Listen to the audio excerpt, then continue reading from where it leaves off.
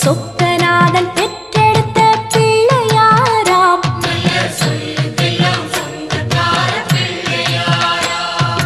கைலாய மலைய விட்டு தெற்கே வந்தாராம். இந்த பிள்ளையார் பட்டி கண்டு இருந்து விட்டாராம்.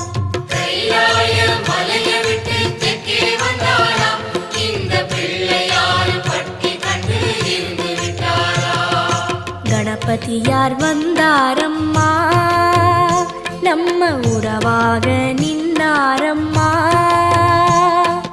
கணபதியார் வந்தாரம்மா, நம்ம உறவாக நின்னாரம்மா. சொக்கநாதன்